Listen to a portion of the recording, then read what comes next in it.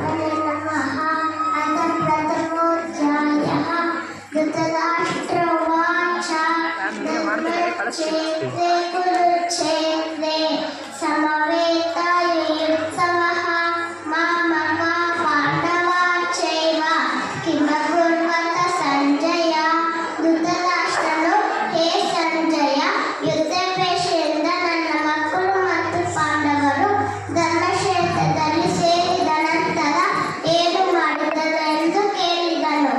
ಸಂಜಯ ವಾಚ ದುಸ್ವಾತು ಪಾಂಡವಾನೀಕಂ ಯೂಢಂ ದುರ್ಯೋಧನಸ್ತದ ಆಚಾರ್ಯಮುಪಸಂಗಮ್ಯ ರಾಜ ವಚನಮಬ್ರವೀತ್. ಸಂಜಯನು ಹೇಳಿದನು, ರಾಜನೇ, ಪಾಂಡವರ ಸೇನೆಗಳನ್ನು ವೀಕ್ಷಿಸಿ ರಾಜ ದುರ್ಯೋಧನನು ತನ್ನ ಗುರುಗಳ ಬಳಿ ಹೋಗಿ ಹೀಗೆಂದನು.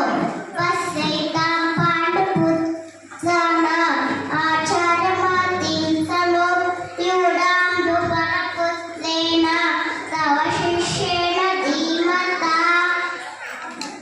ಆಚಾರ್ಯರೇ, ನಿಮ್ಮ ಚತುರ ಶಿಷ್ಯನಾದ ದ್ರುಪದನ ಮಗನು ಕೌಶಲದಿಂದ ವ್ಯೂಹರೂಪವಾಗಿ ರಚಿಸಿರುವ ಪಾಂಡವರ ಸೈನ್ಯವನ್ನು ನೋಡಿ. ಅತ್ತ ಸೂರ ಮಹೇಶ್ವಾಸ ಭೀಮಾರ್ಜುನ ಸಮಾಯುಧಿ ಯುಯುಧಾನೋ ವಿರಾಟಚ್ಚ ದ್ರುಪದಚ್ಚ ಮಹಾರಥಃ.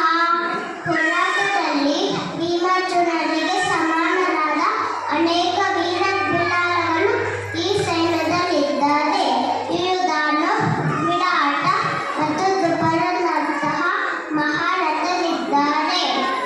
ದುಷ್ಟಕೇತು ಚೈಕಿತಾನಃ ಕಾಶಿರಾಜಚ್ಚ ವೀರ್ಯವಾನ್ ಪುರುಜಿತ್ ಕುಂತಿಭೋಜಚ್ಚ ಸೇವ್ಯಶ್ಚ ನರಪುಂಗವಃ.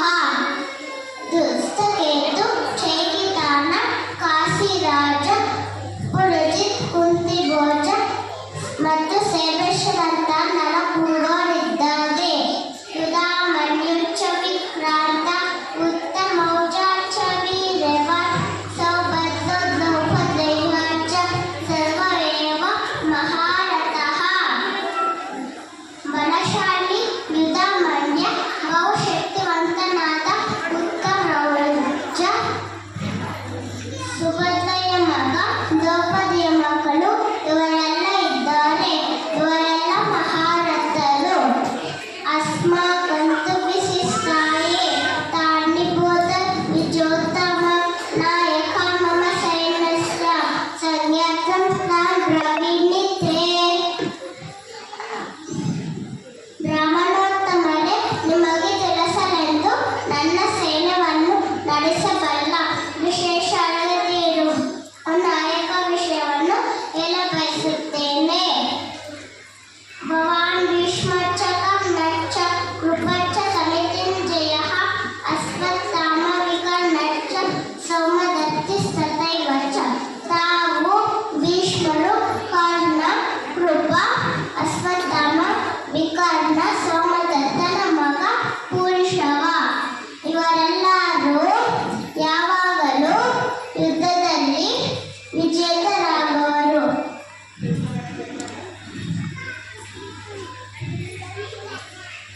ಪರ್ಯಾಪ್ತಂ ತದಸ್ಮಾಕಂ ಪರ್ಯಾಪ್ತಂ ತದಸ್ಮಾಕಂ ಫಲಂ ಭೀಮಾದಿರಕ್ಷಿತಂ ಪರ್ಯಾಪ್ತಂ ತುದಮೇ ತೇಷಾಂ ಬಲಂ ಫಲಂ ಭೀಮಾದಿರಕ್ಷಿತಂ.